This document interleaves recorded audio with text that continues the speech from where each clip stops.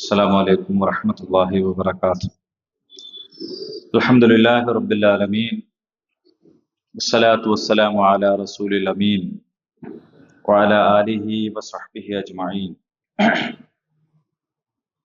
إن أريد إلا الإصلاح ما استطعت وما توفيقي إلا بالله عليه توكلت وإليه أنيب. رب اشرح لي صدري ويسر لي أمري واحلل عقدة من لساني يفقهوا قولي. സൂറ ആലു ഇമ്രാൻ 20-ാമത്തെ ആയത്ത്, 19 ആയത്തുകൾ അൽഹംദുലില്ലാഹ് അല്ലാഹുവിന്റെ അനുഗ്രഹത്താൽ നമ്മൾ പഠിച്ചു കഴിഞ്ഞു. അഊദു ബില്ലാഹി മിനശ് ശൈത്വാനിർ റജീം. ഫഇൻ ഹാജ്ജൂക ഫഖുൽ അസ്ലംതു വജ്ഹിയ ലില്ലാഹി വമൻ ഇത്തബഅനി وقل للذين أوتوا الكتاب والأميين أأسلمتم فإن أسلموا فقد اهتدوا وإن تولوا فإنما عليك البلاغ والله بصير بالعباد. إن الذين يكفرون بآيات الله ويقتلون النبيين بغير حق ويقتلون الذين يأمرون بالقسط من الناس فبشرهم بعذاب أليم. أولئك الذين حبطت أعمالهم في الدنيا والآخرة وما لهم من ناصرين.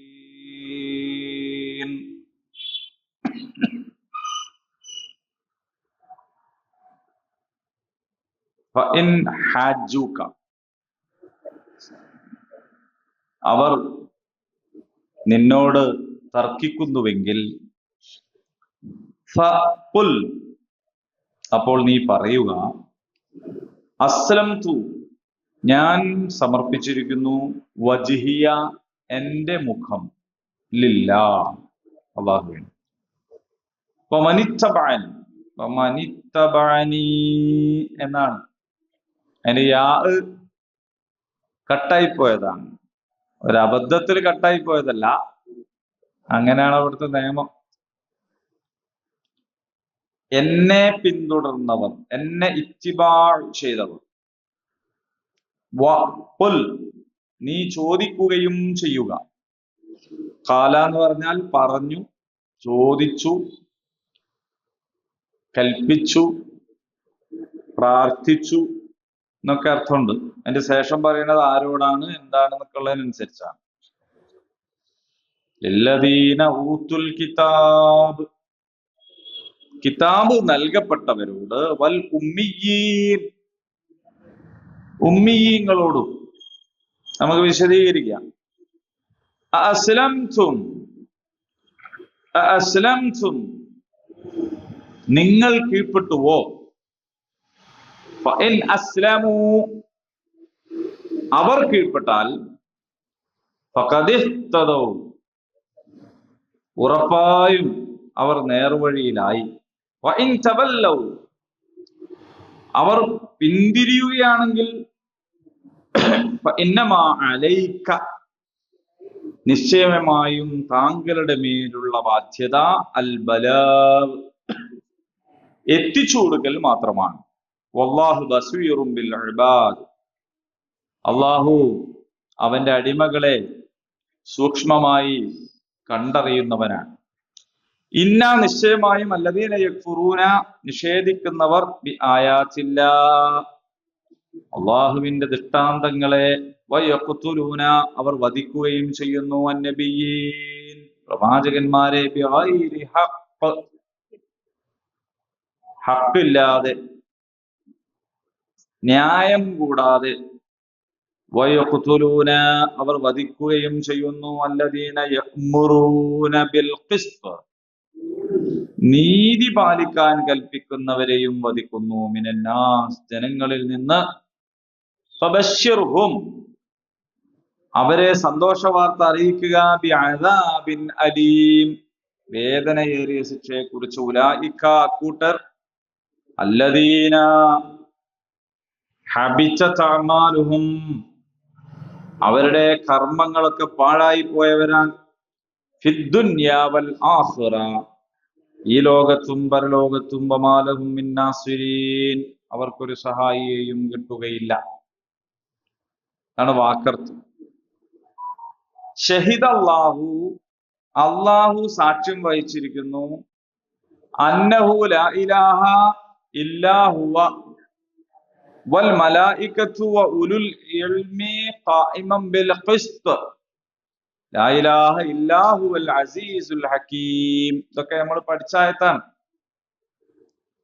അപ്പോ ഒരു വലിയ പ്രസ്താവന നടത്താൻ പോകുന്നതിന്റെ മുൻപ് പറഞ്ഞ കാര്യമാണ് അള്ളാഹു സാക്ഷ്യപ്പെടുത്തിയിരിക്കുന്നു അള്ളാഹു അല്ലാത്ത ഒരു ഇലാഹും ഇല്ല എന്ന്. അപ്പോഴായിരുന്നു നമ്മൾ ഒരു ചോദ്യ ഉത്തരവും ഇവിടുന്ന് പഠിച്ചിരുന്നത്. ചോദ്യം എങ്ങനെയാണ്? യഥാർത്ഥത്തിൽ അള്ളാഹു മാത്രമാണ് ദൈവം എന്നല്ലേ, അല്ലെങ്കിൽ അള്ളാഹു ആണ് യഥാർത്ഥ ദൈവം എന്നല്ലേ നിങ്ങൾ വിചാരിക്കുന്നത് എന്ന ചോദ്യം. എന്താ ഉത്തരം?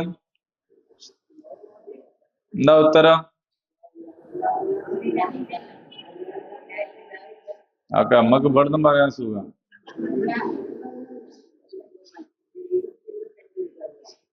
അപ്പൊ നിങ്ങൾ ആദ്യം കേൾക്കണമാതിരി കേട്ടോളി.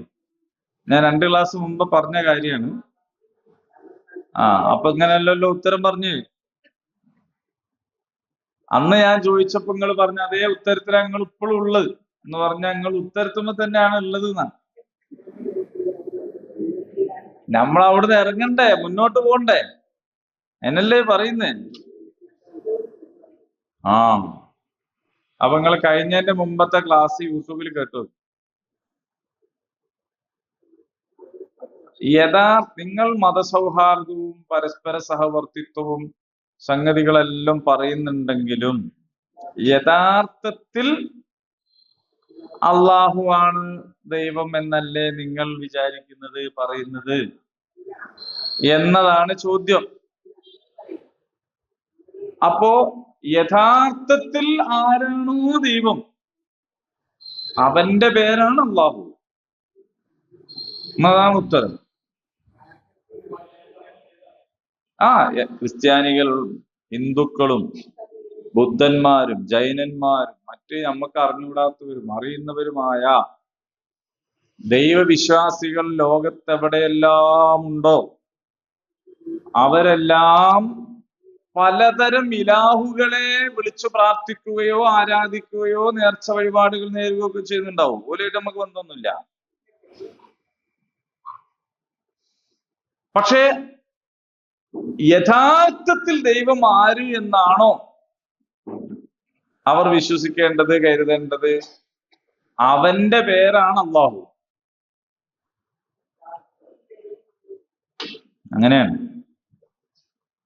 അപ്പോൾ ഇപ്പോ ദേവീ ദേവന്മാരെ വിളിച്ചു പ്രാർത്ഥിക്കുന്നു, ഔലിയാക്കന്മാരെ വിളിച്ചു പ്രാർത്ഥിക്കുന്നു, അതൊക്കെ നടക്കുന്നുണ്ടാവും. പക്ഷെ ഔലിയാക്കന്മാരാ ലോകം പഠിച്ചതെന്നൊന്നും ആർക്കും അഭിപ്രായമില്ല. ദേവീദേവന്മാരാണ് സൃഷ്ടാവ് എന്ന അഭിപ്രായമില്ല. അപ്പൊ യഥാർത്ഥത്തിൽ ഒരു ദൈവം, ഒരു ശക്തി, ഒരു പവർ, ഒരു സൂപ്പർ പവർ ഉണ്ട് എന്ന് അംഗീകരിക്കുന്നു. അങ്ങനെ യഥാർത്ഥത്തിൽ തന്നെ ഉള്ളവനായ, ഉണ്ടായവനല്ല. ഉണ്ടാവണമെങ്കിൽ ആദ്യം ഇല്ലാതിരിക്കണ്ടേ. അപ്പോ ഉള്ളവൻ ഒന്നേ ഉള്ളൂ. നമ്മളൊന്നും ഉള്ളവരല്ല, ഉണ്ടായവരാണ്, ഇല്ലാണ്ടാകുന്നവരുമാണ്. യഥാർത്ഥത്തിൽ ഉള്ളവനായ ആ ഒരു ദൈവം, അതാണ് അല്ലാഹ്. ആ അള്ളാഹു മാത്രമാണ് ഇലാഹ് എന്നാണ് നമ്മൾ ബാങ്കിലൂടെ ഉറക്കെ വിളിച്ചു പറയുന്നത്. അതിന് അള്ളാഹു സാക്ഷ്യം വഹിക്കുന്നു. ഷഹിദല്ലാഹു അന്നഹു ലാ ഇലാഹ ഇല്ലാ ഹുവ വൽ മലായികത്ത്, മലക്കുകളും സാക്ഷ്യം വഹിക്കുന്നു, ഇൽമുള്ള എല്ലാവരും സാക്ഷ്യം വഹിക്കുന്നു. മനസ്സിലായോ? അങ്ങനെ പറഞ്ഞതിന് ശേഷമാണ് ഇന്നദ്ദീന ഇൻദല്ലാഹിൽ ഇസ്ലാം, അള്ളാഹുവിങ്കൽ ഉള്ള ജീവിത വ്യവസ്ഥ എന്ന് പറയുന്നത്, ദീൻ എന്ന് പറയുന്നത് അൽ ഇസ്ലാം എന്നത് മാത്രമാണ്. അൽ ഇസ്ലാം അല്ലാത്ത ജീവിത പദ്ധതികളൊന്നും തന്നെ അള്ളാഹുവിങ്കൽ സ്വീകാര്യമല്ല. ലോകത്ത് ധാരാളം കണക്കായ ജീവിത വ്യവസ്ഥകൾ ഉണ്ടാകും. ആ ജീവിത വ്യവസ്ഥകളൊക്കെ നാട്ടിലുണ്ടായിക്കോട്ടെ, നമുക്കതിൽ വിരോധമൊന്നുമില്ല. ആ ജീവിത വ്യവസ്ഥ തെറ്റാണെന്ന് നമുക്കറിയാം എങ്കിൽ പോലും ആ ജീവിത വ്യവസ്ഥ പ്രബോധനം ചെയ്യാനുള്ള സ്വാതന്ത്ര്യത്തിന് വേണ്ടി നമ്മൾ പൊരുതും. നിങ്ങൾ കേട്ടിട്ടില്ലേ, നീ പറയുന്നത് തെറ്റാണ്, പക്ഷെ ആ തെറ്റു പറയാനുള്ള നിന്റെ സ്വാതന്ത്ര്യത്തിന് വേണ്ടി ഞാൻ പൊരുതും. അതാണ് ഇസ്ലാം. അപ്പോൾ അൽ ഇസ്ലാം അല്ലാത്ത യാതൊന്നും അള്ളാഹുവിങ്കൽ സ്വീകാര്യമല്ല എന്ന് പറയുമ്പോഴും നേരത്തെ പറഞ്ഞ ഇതേ പ്രശ്നം ഉത്ഭവിക്കാം. നിങ്ങൾ നിങ്ങളുടേത് മാത്രമാണ് ശരി എന്നാണല്ലോ പറയുന്നത്. അതാണ് ഇപ്പോഴത്തെ പ്രശ്നം. അപ്പോ നിങ്ങൾ നിങ്ങളുടേത് മാത്രം ശരി എന്ന് പറയുന്നു. ശരിയാണ്, ഞങ്ങളത് മാത്രമേ ശരിയുള്ളൂ. നിങ്ങൾ എന്താ പറയണേ? നിങ്ങളത് തെറ്റാണെന്നാ? ഒരാൾ വിശ്വസിക്കുന്ന മതം തെറ്റാണ് എന്നാണോ അയാൾ പറയുന്നത്? അങ്ങനെയാണ് പിന്നെ അയാൾക്ക് അതിൽ വിശ്വാസം ഉണ്ടോ? അതും ശരിയാണ്, നമ്മുടേതും ശരിയാണ്, നിങ്ങളുടേതും ശരിയാണ്, അവരുടേതും ശരിയാണ്. അങ്ങനെ ഒരു ശരി ഉണ്ടാവോ?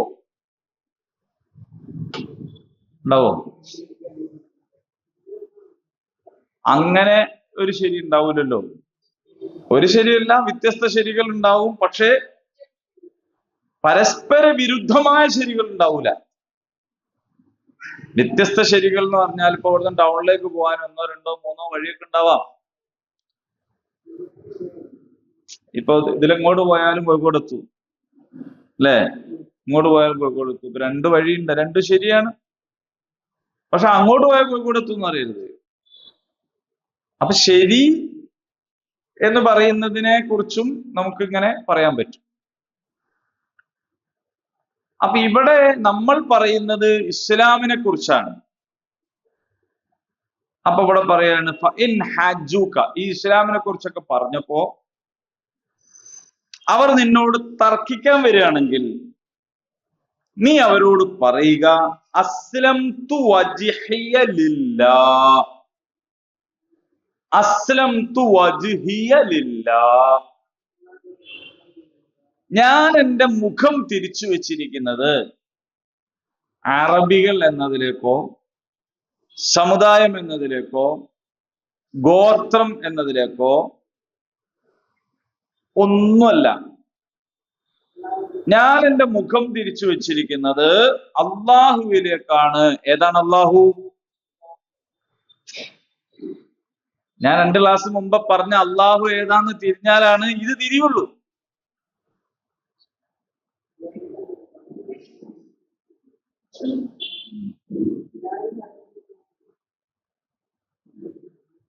അതായത്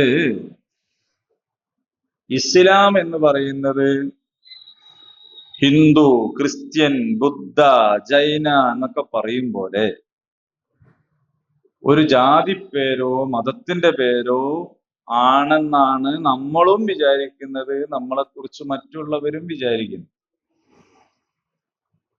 മറ്റുള്ളവർ ഏതായാലും വിചാരിക്കുന്നുണ്ട്, നമ്മളൂടെ അങ്ങനെ വിചാരിക്കുമ്പോഴാണ് പ്രശ്നം.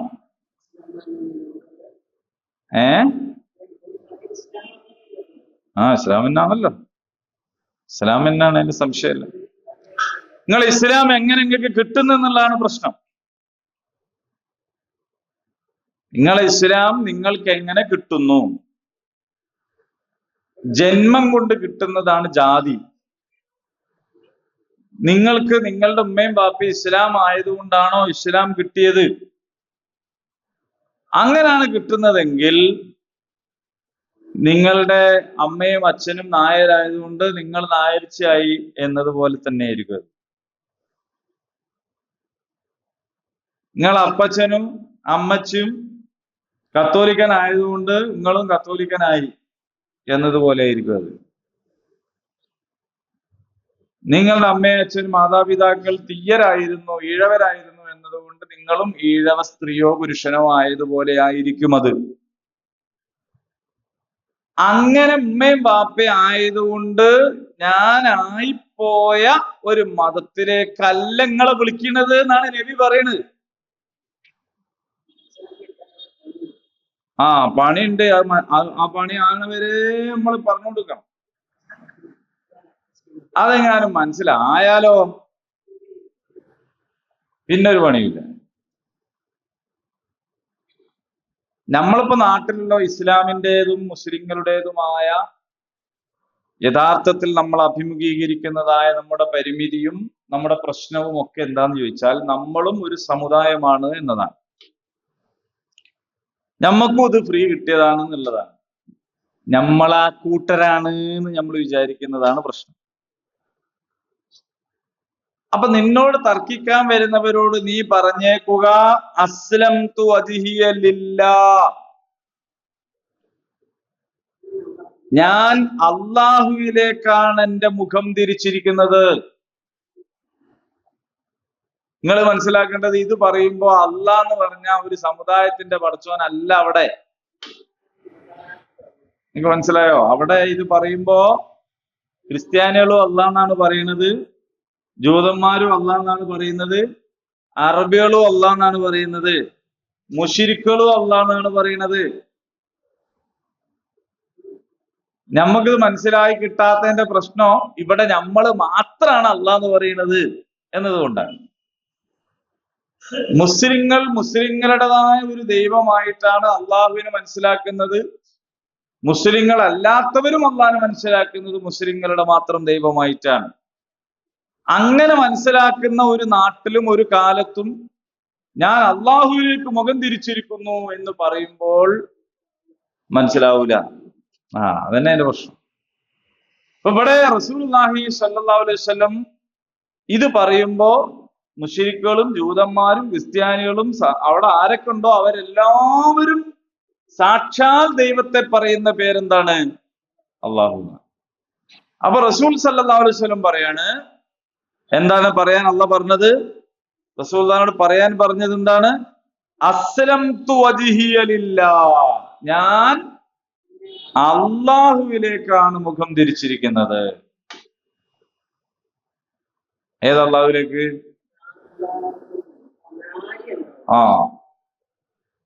അപ്പൊ ഇവിടെ നിങ്ങൾ മുശ്രിക്കുകളും ക്രിസ്ത്യാനികളും ജൂതന്മാരും ഒക്കെ ഉള്ള ഒരു സമൂഹമാണ് ഇത്. നിങ്ങൾ ഇങ്ങനെ വിചാരിച്ചു നോക്ക്. നമ്മളെ വീട്ടിന്റെ അടുത്തോ നമ്മളെ പരിസരത്തോ നമ്മളെ ഹാളിലോ നമ്മളെ പഠന ക്ലാസ്സിലോ ഹിന്ദു മുസ്ലിം ക്രിസ്ത്യാനി എല്ലാവരും ഉണ്ടെന്ന് വിചാരിച്ചു നോക്ക്. അപ്പൊ നമ്മൾ ഹൈന്ദവനായ ഒരാളോട് പറയാണ്, നിന്റെ സാക്ഷാൽ ദൈവത്തിലേക്കാണ് ഞാൻ മുഖം തിരിച്ചിരിക്കുന്നത്, ഞാനിത് വേറെന്തോ ഒരു സാധനം കൊണ്ടുവന്നല്ല. മനസ്സിലായോ? തഖൂ റബ്ബക്കും വഅബ്ദൂ റബ്ബക്കും, നിങ്ങളുടെ നാഥനോട് തഖ്വ കാണിക്കൂ, നിങ്ങളുടെ നാഥനോട് ഇബാദത്ത് ചെയ്യൂ, അടിമപ്പെടൂ എന്നാണ് ഖുർആന്റെ ആഹ്വാനം. ഇനി ഈ മുഖം തിരിക്കുക എന്ന് പറഞ്ഞാൽ എന്താ? മുഖം മാത്രം ഇങ്ങനെ തിരിക്കാന്നല്ല. എന്റെ വ്യക്തിത്വം, എന്റെ പേഴ്സണാലിറ്റി പ്രകടമാകുന്നത് മുഖഭാവത്തിലൂടെയാണ്. മുഖഭാവമാണല്ലോ നമ്മളുടെ സുഖദുഃഖങ്ങൾ കൈമാറുന്നതൊക്കെ മുഖമാണ്, അല്ലെ? നമ്മുടെ പേഴ്സണാലിറ്റി, നമ്മുടെ വ്യക്തിത്വം മുഖമാണ്. ആ മുഖം എന്ന് പറയുന്നത്, ഇപ്പോ ഒരാളെ കുറിച്ച് നമ്മൾ പറയാൻ അവൻ മുഖം കെട്ടുപോയി എന്ന് പറഞ്ഞാൽ അതിന്റെ അർത്ഥം എന്താണ്? അവന് മുഖത്തെന്തോ കേട് പറ്റിയെന്നല്ല, ആളുടെ ഒരാളെ തിരിയാൻ ഫോട്ടോ എടുക്ക മുഖാണ്. വിരലടയാളം ഒക്കെ തെളിവാണെങ്കിലും ഫോട്ടോ ഇമേജ് എന്താണ്? മുഖമാണ്. ഒരുത്തന്റെ ഇമേജ് നഷ്ടപ്പെട്ടു എന്ന് പറഞ്ഞാൽ എന്താ അതിന്റെ അർത്ഥം? അവന്റെ ഫോട്ടോ പോയി എന്നല്ല, അവന്റെ വ്യക്തിത്വം നഷ്ടപ്പെട്ടു. അപ്പോൾ ഞാൻ അള്ളാഹുവിലേക്ക് മുഖം തിരിച്ചിരിക്കുന്നു എന്ന് പറഞ്ഞാൽ ഞാനാകുന്ന ഞാൻ എന്നെ എന്ത് ചെയ്തിരിക്കുന്നു?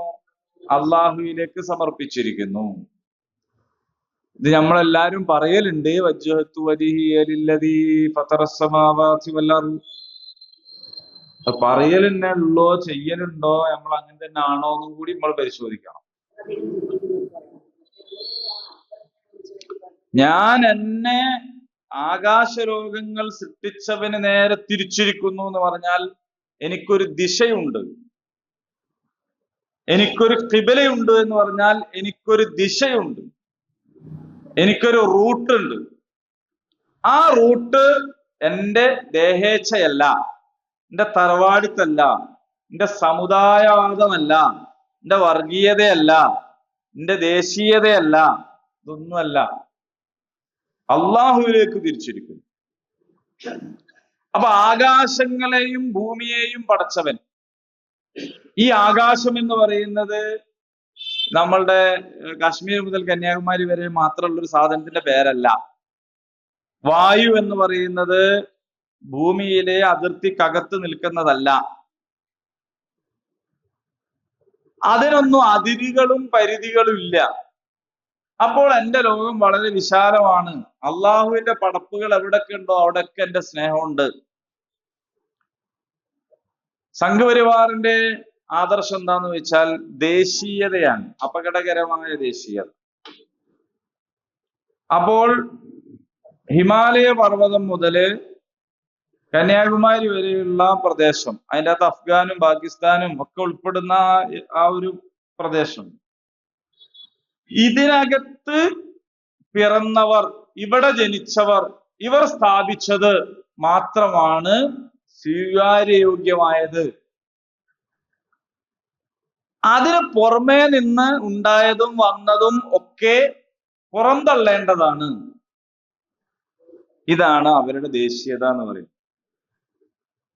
അത് ശരിയുണ്ടാവും, തെറ്റുണ്ടാവും, അതൊന്നും നമ്മുടെ വിഷയമല്ല. റൈറ്റ് ഓർ റോങ് അവർ കൺട്രി അല്ലെങ്കിൽ അവർ നാഷൻ. ശരിയായാലും തെറ്റായാലും നമ്മുടെ പ്രദേശം. സംഘപരിവാറുകളുടെ മതം അല്ല അവരുടെ പ്രശ്നം. സംഘപരിവാറിൻ്റെത് മതം എന്ന പ്രശ്നമാണ് എന്ന് തെറ്റിദ്ധരിക്കുന്നത് കൊണ്ടാണ് മതം തന്നെ പ്രശ്നമാണ് എന്ന് പറയേണ്ടി വരുന്നത്. അല്ലെങ്കിൽ സംഘപരിവാർ അടയാളമായി കാണുന്ന മതത്തിന്റെ എതിരുള്ള മതത്തിലും സംഘപരിവാറിനെ പോലെ ആരെങ്കിലും ഒക്കെ ഉണ്ടാവും എന്ന് വിചാരിക്കുന്നത് ഇവര് മതത്തിന്റെ ആൾക്കാരും മതമാണ് ഇവരുടെ പ്രശ്നം എന്ന് വിചാരിച്ചിട്ടാണ്. അപ്പൊ അത് വേർതിരിച്ച് മനസ്സിലാക്കണം, അത് ദേശീയതയാണ്.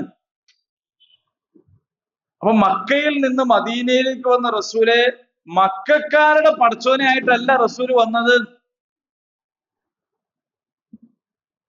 അതേപോലെ തന്നെ ഇസ്മായിലിൽ പിറന്ന റസൂല് ഇസ്മായിലിയുടെ ഒരു അള്ളാഹിനെ കുറിച്ചല്ല പറയുന്നത്. ഇസ്രായേല്യർ എന്തുകൊണ്ടാണ് റസൂലിനെ അംഗീകരിക്കാതിരുന്നത്? ഇസ്രായേല്യരിൽ പെട്ടവനല്ലെന്നതുകൊണ്ടാണ്.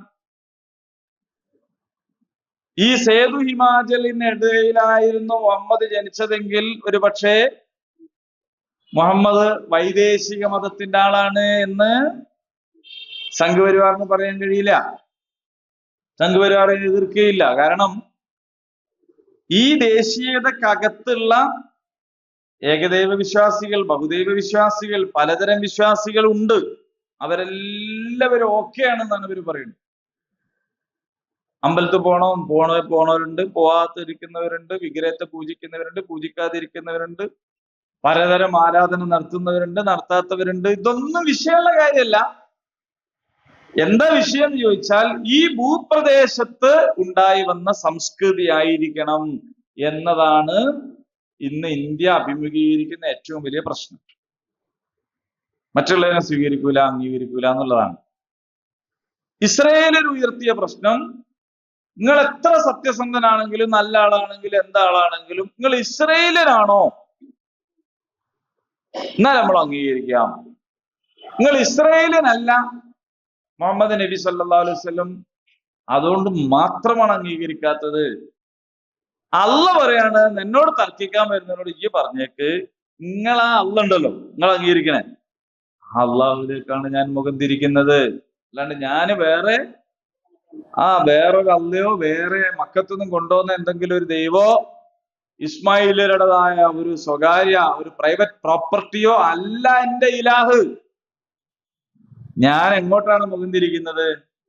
അള്ളാഹുവിലേക്കാണ്. ഞാൻ മാത്രമല്ല വമനിത്തബഅൻ, ഞാനും എന്നെ പിന്തുടർന്നവരും അങ്ങനെ തന്നെയാണ്. അപ്പൊ നമ്മളെല്ലാവരുടെയും നിലപാട് നമ്മൾ അള്ളാഹുവിലേക്ക് മുഖം തിരിക്കുന്നവരാണ് എന്ന് വരണം. അള്ളാഹു എന്നതിന്റെ താഴെ നമ്മൾ ഉണ്ടാക്കിയിട്ടുള്ള യാതൊരു സംഗതികൾക്കും അള്ളാഹു ഉത്തരവാദിത്തമില്ല. അള്ളാഹുവിലേക്ക് മുഖം തിരിക്കുന്നവര് ആവുക എന്നതാണ് നമ്മളുടെ നിലപാടാവേണ്ടത്. അള്ളാഹുവിന്റെ കൽപ്പന പ്രകാരം ഇഷ്ടപ്രകാരം അവനിലേക്ക് ക്ഷണിക്കുക എന്നാണ് റസൂലുള്ളാഹി സ്വല്ലല്ലാഹു അലൈഹി വസല്ലമിന്റെ ദൗത്യം, നിയോഗ ദൗത്യം എന്ന് പറയുന്നത്.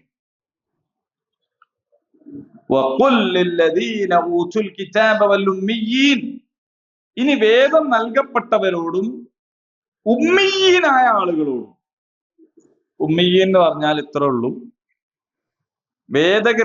വേദഗ്രന്ഥത്തിന്റെ ആളുകളല്ലാത്തവർ, നിരക്ഷരരായ ആളുകൾ എന്ന് പറഞ്ഞാൽ എഴുതാനും വായിക്കാനും അറിയാത്ത ആളുകൾ എന്ന അർത്ഥത്തിലല്ല.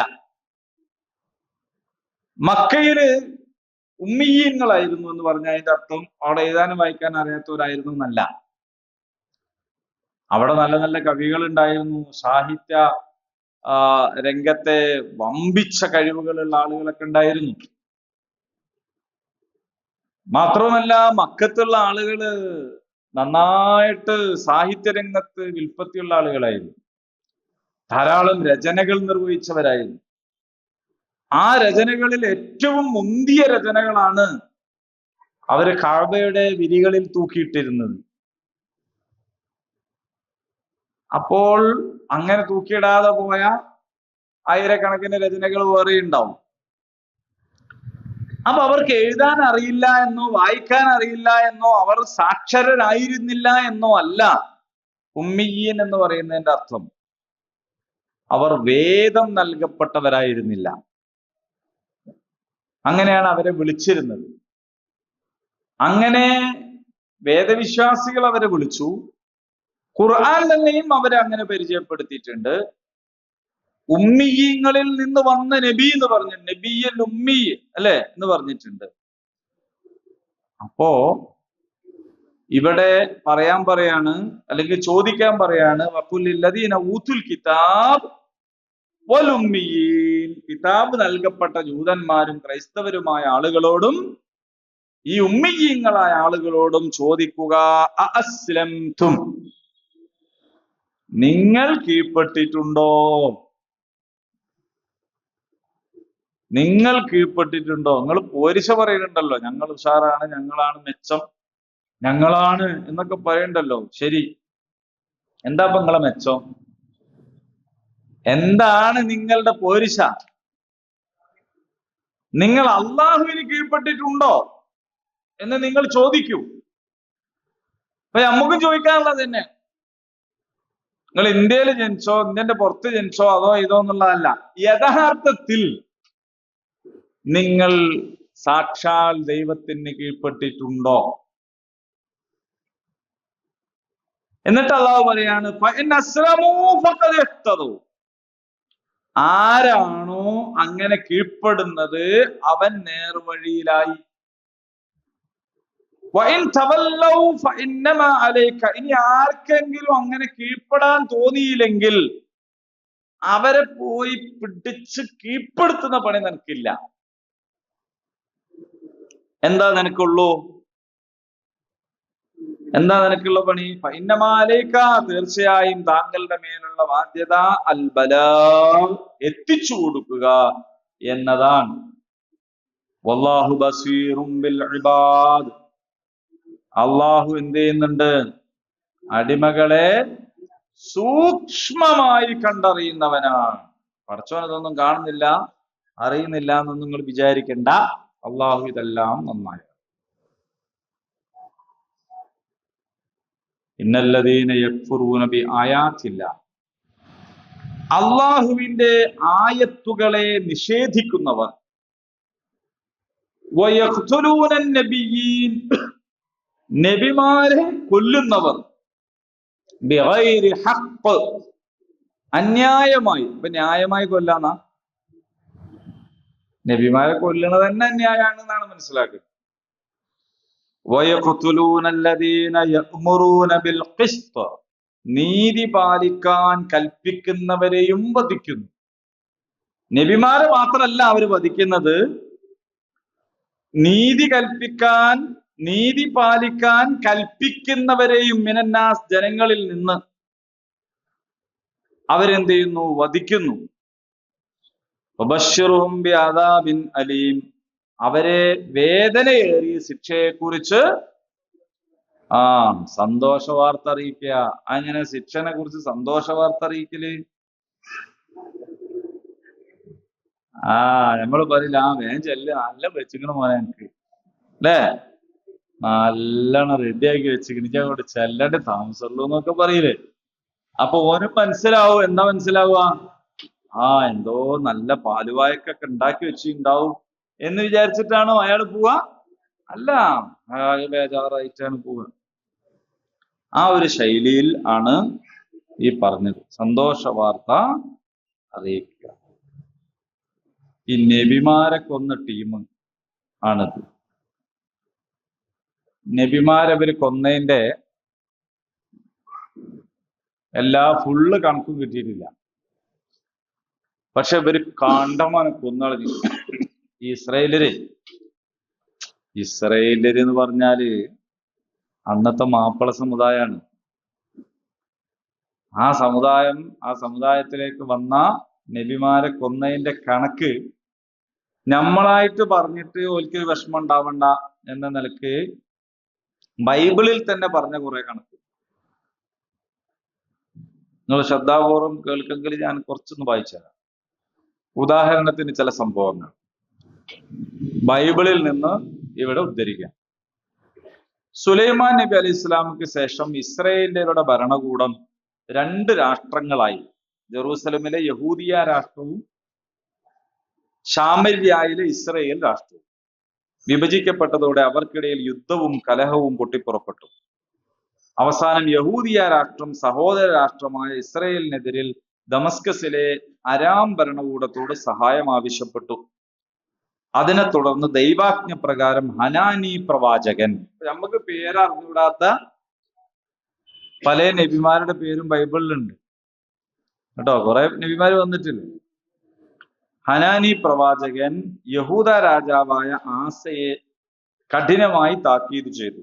എന്നാൽ ആസ ആ താക്കീത് ചെവിക്കൊള്ളുന്നതിന് പകരം ദൈവപ്രവാചകനെ കാരാഗൃഹത്തിലിടുകയാണ് ചെയ്തത്.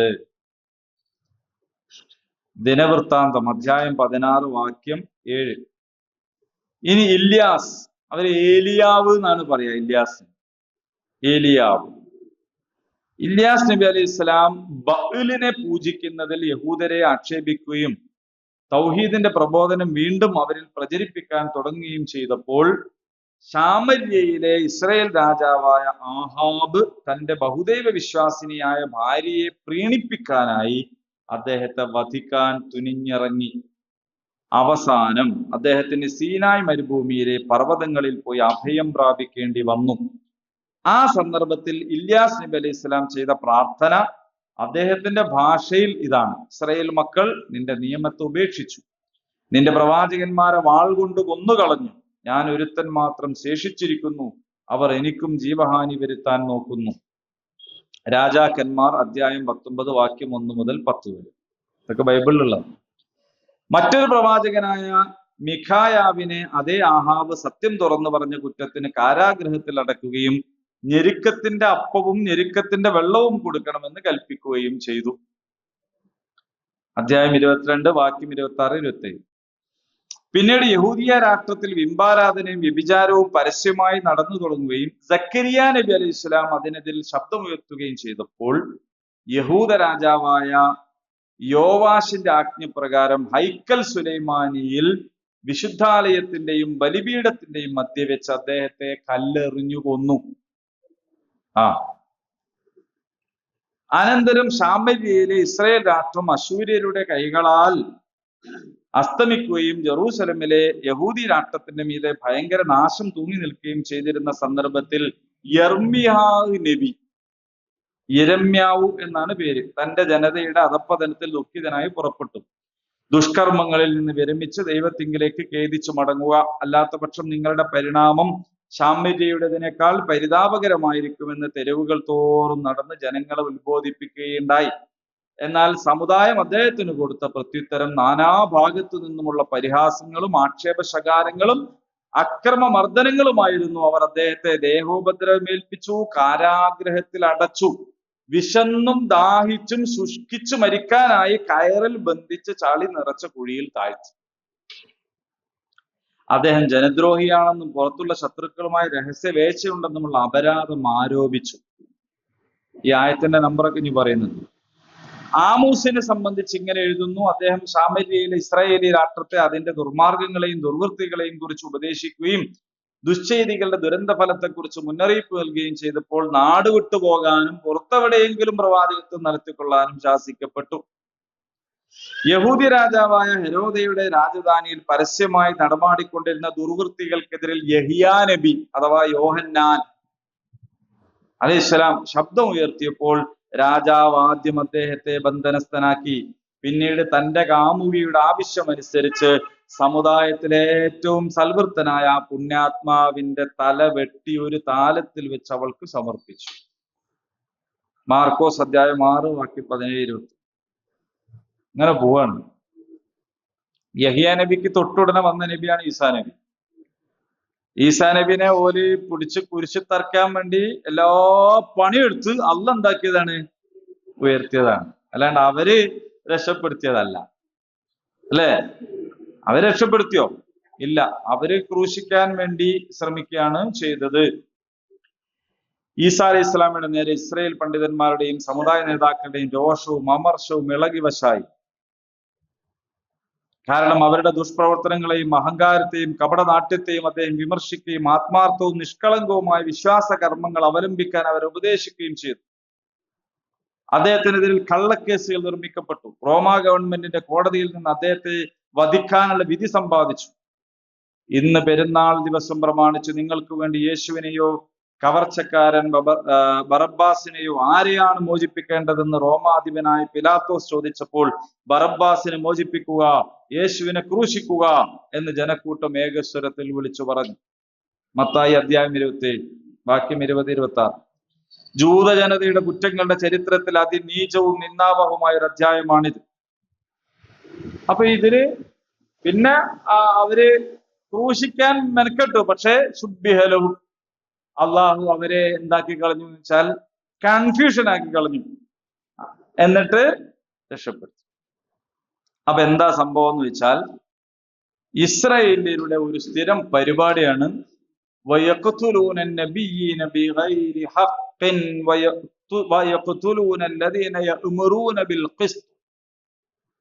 അവര് ധാരാളക്കണക്കായി നബിമാരെ കൊന്നുകളഞ്ഞവരാണ്. അവര് നീതി പാലിക്കാൻ കൽപ്പിക്കുന്നവരെയും കൊന്നുകളഞ്ഞവരാണ്. അങ്ങനെ കൊന്നുകളഞ്ഞിട്ടുള്ള ആൾക്കാരാണ് ഇവരാണിപ്പോ മുഹമ്മദ് നബി സല്ലല്ലാഹു അലൈഹി വസല്ലമയെ കൊല്ലാനുള്ള പണി എടുത്തുകൊണ്ടിരിക്കുന്നത്. ഭക്ഷണത്തിൽ വിഷം കലർത്തി വരെ കൊടുത്തു. ഒരു സഹാബി ഷഹീദായി, അല്ലേ? അതേപോലെ മുശ്രിക്കുകളോടൊപ്പം ചേർന്ന് യുദ്ധം ചെയ്തു. എല്ലാ കരാറുകളും ലംഘിച്ചു, ചതിപ്രയോഗം നടത്തി. ഇതൊക്കെ ഇവര് ചെയ്യുന്നത്, ഇവർക്ക് ഇതൊന്നും ചെയ്യാൻ മടിയില്ല. അവരെന്ത് ചെയ്തിട്ടുണ്ട്? ഇതിനു മുന്നേ സക്കരിയ നബിനെയും യഹ്യാ നബിനെയൊക്കെ അവരെന്ത് ചെയ്തിട്ടുണ്ട്? കൈകാര്യം ചെയ്തിട്ട് മരപ്പൊത്തുകളിൽ കയറ്റി നിർത്തി മരം ഈർച്ചവാള് കൊണ്ട് തീരും. അങ്ങനെ വധിക്കപ്പെട്ടിട്ടുണ്ട്. ഹദീസുകൾ നമുക്ക് കാണാൻ പറ്റും. മരത്തിന് വലിയ പൊത്തുണ്ടാക്കിയിട്ടേ അതിൻ്റെ അകത്തേക്ക് നബീനെ എന്നിട്ട് മരം തീർന്നത് നബീനെ ഉൾപ്പെടെ ഇങ്ങനെയൊക്കെ ചെയ്ത കൂട്ടരാണ്.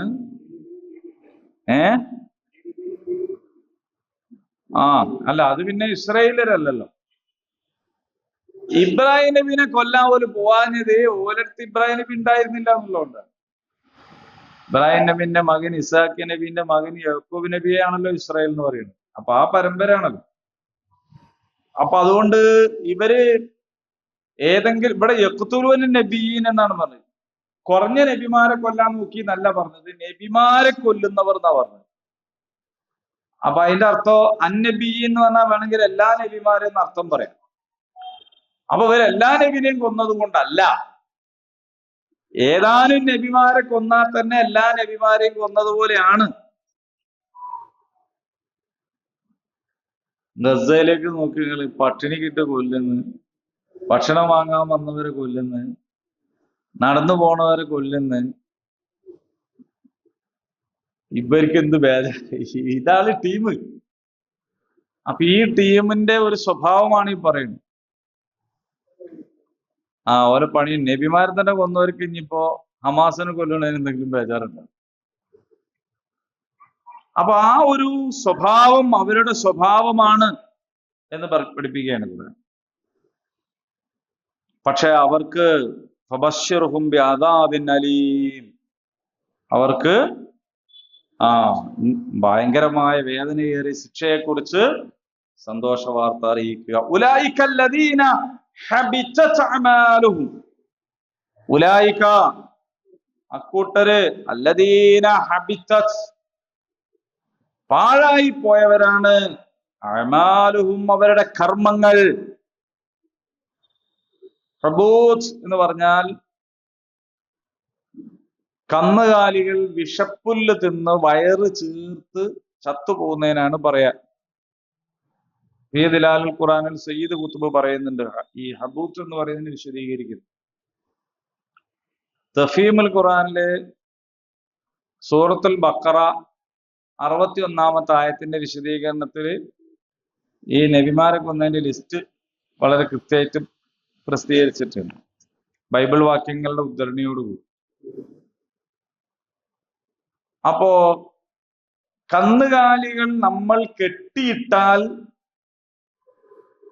അത് പട്ടിണി കിടന്ന് ചത്തു. നമ്മൾ കെട്ടിയിട്ടാലേ ചത്തുള്ളൂ കേട്ടോ. നമ്മൾ കെട്ടിയിട്ടില്ലെങ്കിൽ ഒരു ജീവിയും ചത്തുപോല. നമ്മളായിട്ട് അവരുടെ ഭക്ഷണത്തിൽ കൈകടത്തിയിട്ടില്ലെങ്കിൽ ഭക്ഷണം കിട്ടാത്തവരായിട്ട് ഒരു ജീവി ഉണ്ടാവില്ല. നമ്മൾ പോയിട്ട് കൈകാര്യം ചെയ്യുന്നതുകൊണ്ടാണ് ഈ പ്രശ്നമൊക്കെ ഉണ്ടായത്. അപ്പോൾ പട്ടിണി കിടന്ന് ചത്തുപോകുന്ന സാഹചര്യമുണ്ട്. പക്ഷേ ഹബൂത്ത് എന്ന് പറയുന്ന ഇവിടെ പട്ടിണി കിടന്നിട്ടല്ല ചാവുന്നത്, തിന്നത് വിശപ്പില്ലായത് കൊണ്ടാണ്. ഭക്ഷണം കിട്ടി, പക്ഷെ ആ ഭക്ഷണം എന്താണ്? വിശപ്പില്ല. അത് തിന്നു കഴിഞ്ഞപ്പോൾ ആ വിഷം പ്രവർത്തിക്കാൻ തുടങ്ങി, വയറൊക്കെ വീർത്ത് പൊട്ടി ചത്തുപോയി. എന്തിനാണ് ഹബൂത്ത് എന്ന്? എന്തിനാ ഇവിടെ പറഞ്ഞ് ഹബിതത് അഅമാലുഹും, അമലുകൾ ചെയ്യാത്തത് കൊണ്ട് നശിക്കല്ല, അമല് ചെയ്യുന്നുണ്ട് അവര്. എന്ത് അമലാണ് ചെയ്യുന്നത്? വിഷം ഉള്ള അമലാണ്. അവരുടെ കർമ്മങ്ങൾ എന്ന് പറഞ്ഞാൽ കാണുമ്പോ അവർ ആരാധന നടത്തുന്നുണ്ട്, അനുഷ്ഠാനങ്ങൾ നിർവഹിക്കുന്നുണ്ട്, അങ്ങനെ കുറെ കർമ്മങ്ങൾ അവർ ചെയ്യുന്നുണ്ട്. പക്ഷെ ആ കർമ്മങ്ങൾ എന്തല്ല? ഇഖ്ലാസ് ഉള്ള കർമ്മങ്ങളോ തൗഹീദുള്ള കർമ്മങ്ങളോ ഒന്നുമല്ല. ഈമാൻ ഉള്ളതോ ഇഖ്ലാസ് ഉള്ളതോ അല്ല. ഈമാനും ഇഖ്ലാസും ഒന്നും ഇല്ലാതെ അവർ ഒരുപാട് കർമ്മങ്ങൾ ചെയ്യുന്നുണ്ട്. അതിനെക്കുറിച്ചാണ് അള്ളാഹു പറഞ്ഞത് ഹബിതത് അഅമാലുഹും, അവരുടെ കർമ്മങ്ങൾ പാഴായി പോകുന്നു. ഫിദ്ദുനിയാ വൽ ആഖിറ, ഈ ലോകത്തും അതെ പരലോകത്തും അങ്ങനെ തന്നെ. വമാ ലഹും മിൻ നാസിരീൻ, അവർക്ക് സഹായികളായിട്ട് ആരെയും കിട്ടുന്നില്ല. അല്ലാഹു സുബ്ഹാനഹു വ തആല നമുക്ക് മുൻപ് കഴിഞ്ഞു പോയ ഒരു സമൂഹത്തെ പറ്റി നമ്മളോട് കുറ്റം പറഞ്ഞു തരിക അല്ലത്. നല്ല ഹരം ജൂതന്മാരെ പറ്റിയും ക്രിസ്ത്യാനികളെ പറ്റിയൊക്കെ ഇങ്ങനെ നമുക്ക് കുറ്റം പറഞ്ഞു തരാം. നമ്മളങ്ങനെ കേൾക്കുക, നമ്മൾ എന്നിട്ട് ഇങ്ങനെ ഓതുക, അതിനും കൂലി കിട്ടുക. കുറ്റം പറഞ്ഞവരല്ല, രണ്ട് സംഗതിയാണ്. ഒന്നെന്താന്ന് വെച്ചാല് ചരിത്രത്തിൽ നിന്ന് പാഠം ഉൾക്കൊള്ളുകയും നമ്മുടെ ചുറ്റുപാടുകളിലുള്ള സമൂഹത്തെ ഏറ്റവും അടിസ്ഥാനപരമായ രീതിയിൽ മനസ്സിലാക്കുകയും ചെയ്യുക. രണ്ട്, അള്ളാഹുവിനാൽ തെരഞ്ഞെടുക്കപ്പെട്ട് ധാരാളക്കണക്കിന് നബിമാരെ അയച്ചു കൊടുത്ത് ഭൂമിയിലെ ഉന്നത സ്ഥാനവും തെരഞ്ഞെടുക്കപ്പെട്ട പദവിയും നൽകിയിരുന്ന ഒരു കൂട്ടര് അവരുടെ പദവി നഷ്ടപ്പെടുത്തിയത് എങ്ങനെയെന്ന് നമുക്ക് പറഞ്ഞു തരുന്നതിലൂടെ ഇപ്പോൾ തെരഞ്ഞെടുക്കപ്പെട്ട സമൂഹം എന്നുള്ള നിലയിൽ നമ്മൾ ഈ വഴി സഞ്ചരിച്ചാൽ നമ്മുടെ പദവി നഷ്ടപ്പെട്ടു പോകും എന്ന മുന്നറിയിപ്പാണ്. അള്ളാഹു പ്രത്യേകം തെരഞ്ഞെടുത്ത് ദൗത്യമേൽപ്പിച്ച ഇസ്രയേൽ സമൂഹം കേവല മാപ്പള സമുദായമായി മാറിയിട്ട് അവരെ അള്ളാഹുവിനോട് നന്ദി കാണിക്കുന്നതിന് പകരം ഗോത്ര മഹിമയിലും പിറവിയിലും വലിയ ഊറ്റം കൊണ്ട് നടന്നപ്പോൾ അള്ളാഹു അവരെ പിടിച്ച് ഒന്നല്ലാതെ അങ്ങോട്ടാക്കി. ഇതേപോലെ മുസ്ലിം സമൂഹം ഉമ്മത്തൻ വസത ഖൈർ ഉമ്മ എന്നൊക്കെ പറഞ്ഞ് വിശേഷിപ്പിക്കപ്പെട്ട ഈ സമൂഹം അവനവന്റെ കാര്യവും അവനവന്റെ ആർഭാടവും ജീവിതവും ആയിട്ട് നടന്നാൽ, ഈ ദൗത്യം സ്വീകരിക്കാതിരുന്നാൽ, ഇത് പ്രവർത്തിക്കാതിരുന്നാൽ ലോകത്ത് നിന്ദ്യരായി മാറ്റപ്പെടും എന്നതിൻ്റെ മുന്നറിയിപ്പാണ്.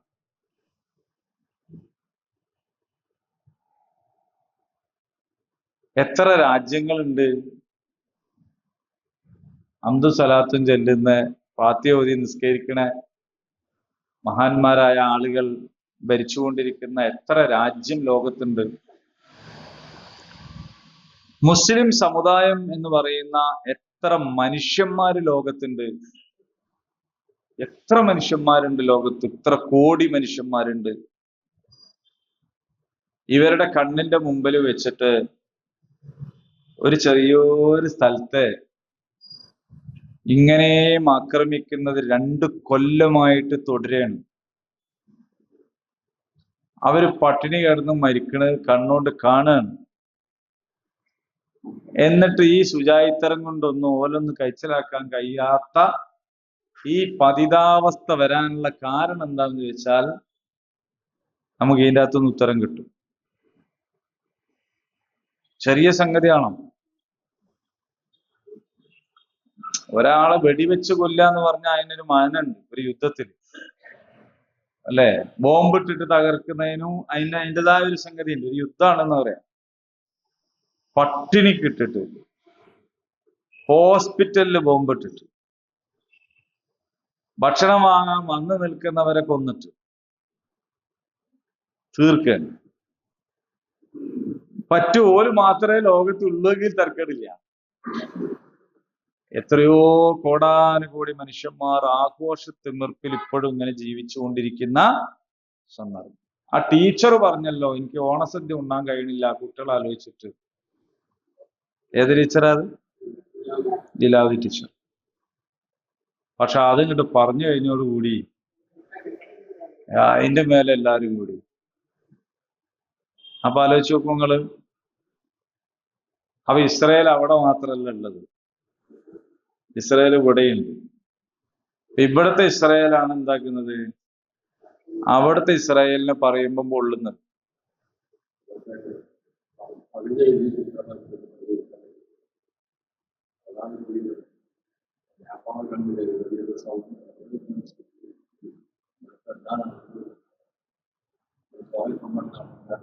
അതന്നെ ഞാൻ പറഞ്ഞത്.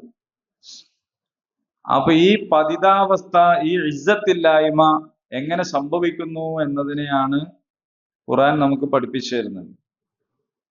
തൽക്കാലം നമ്മൾ പഠിക്കെങ്കിലും ചെയ്യാം, എന്നിട്ട് മനസ്സിലാക്കാൻ നമുക്ക് ആവുന്നത് ചെയ്യാൻ ശ്രമിക്കാലോ.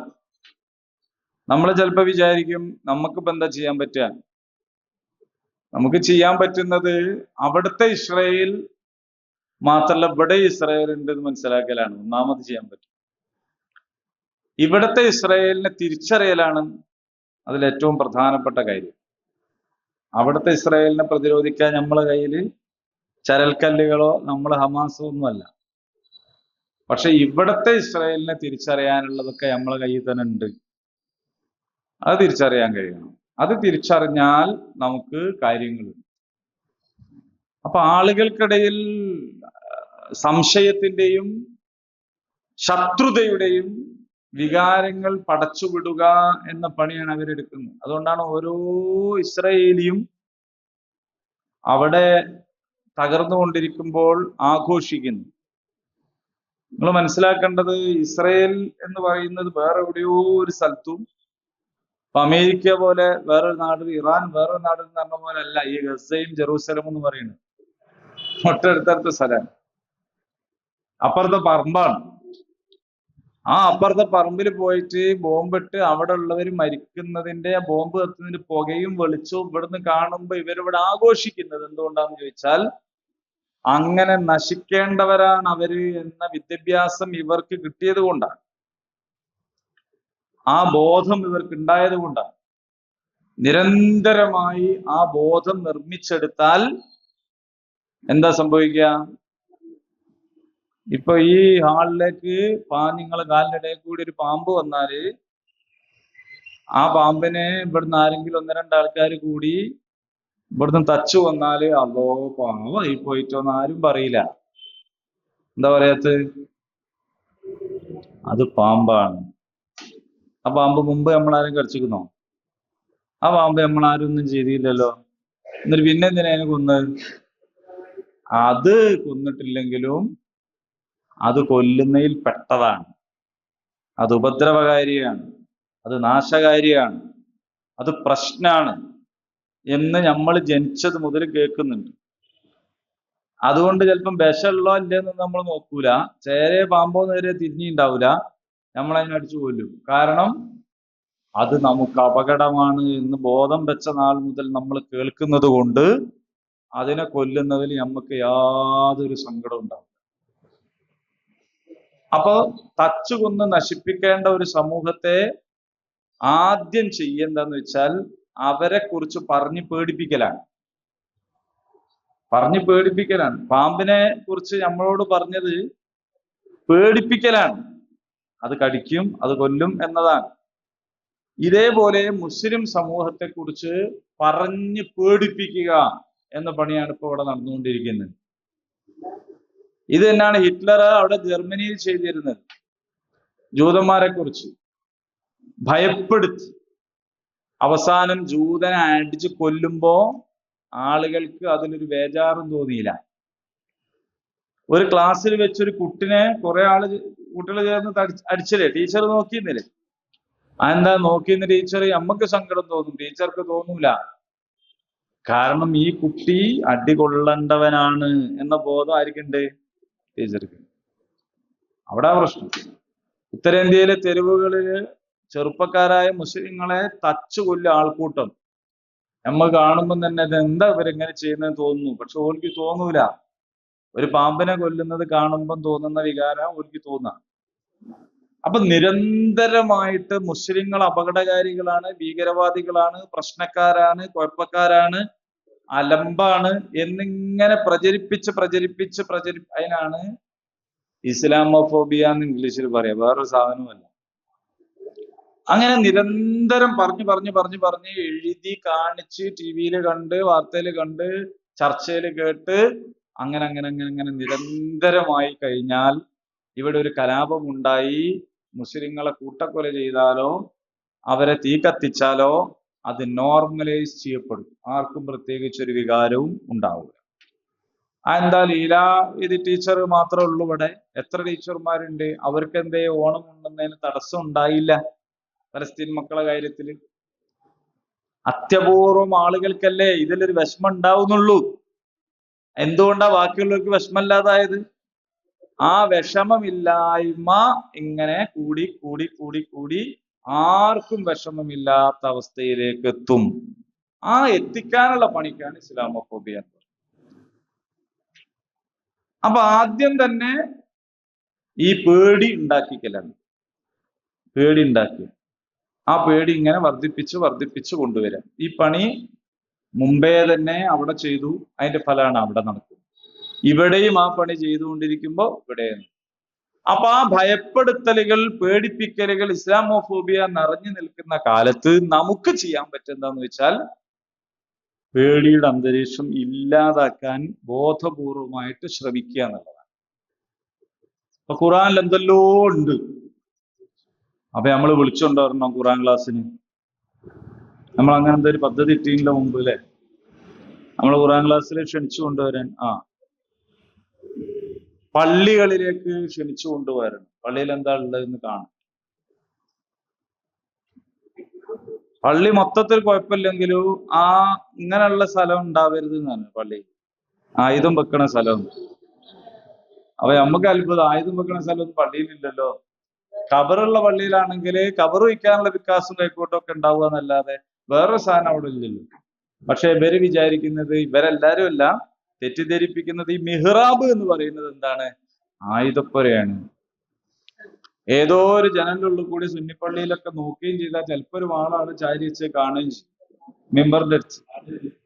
ആ വാള് എന്ത് വെട്ടിയാലും മുറിയാത്ത ഒരു മരക്കഷ്ണത്തിന് പെയിന്റ് അടിച്ചതാണ് എന്ന് ജനലിന്റെ ഉള്ളിൽ കൂടി നോക്കണൊക്കെ അറിയില്ലല്ലോ. അറിയോ? ആ വാളുകൊണ്ട് എന്തെങ്കിലും മുറിയോ? ഒന്നും മുറിയും. അപ്പോ തെറ്റിദ്ധാരണയാണ്. അപ്പൊ വിളിച്ചു കൊണ്ടുവരണം, കാണിച്ചു കൊടുക്കണം. അപ്പൊ നമ്മൾ വിചാരിക്കും, നമ്മളിപ്പോ എന്തിനാ ഓലെ ഇങ്ങനെ താങ്ങുന്നത്, എന്തിനാ പോലെ സന്തോഷിപ്പിക്കുന്നത്, എന്തിനാ ഇപ്പൊ നമ്മളെ മതേതരത്വം തെളിയിക്കുന്നത്? അങ്ങനെ വിചാരിക്കരുത്. കാരണം നമ്മളെ പ്രശ്നം എന്താണെന്ന് വെച്ചാൽ നമ്മൾ ജീവിക്കുന്ന സമൂഹത്തിൽ അത്രയേറെ തെറ്റിദ്ധാരണകൾ വ്യാപിച്ചു കൊണ്ടിരിക്കുന്നു, പരന്നുകൊണ്ടിരിക്കുന്നു. ചില വലിയ വലിയ ആൾക്കാരൊക്കെ വന്നിട്ട് പറയുന്നു, എനിക്ക് ധാരാളക്കണക്കിന് മുസ്ലിം സുഹൃത്തുക്കൾ ഉണ്ടല്ലോ. അപ്പൊ നമ്മൾ വിചാരിക്കാവോ നല്ല മനുഷ്യൻ. യഥാർത്ഥത്തിൽ എന്താ ഇയാൾ പറയണത്? എന്നെ പോലെ ഉള്ള ഒരു സെലിബ്രിറ്റിക്ക് മുസ്ലിം സുഹൃത്തുക്കൾ ഉണ്ട് എന്ന് പറയുന്നത് അത്ഭുതകരമായ കാര്യമായി മാറുന്ന ഒരു ലോകം സൃഷ്ടിക്കപ്പെടുന്നു. അത് ചെറിയ സംഭവമല്ല.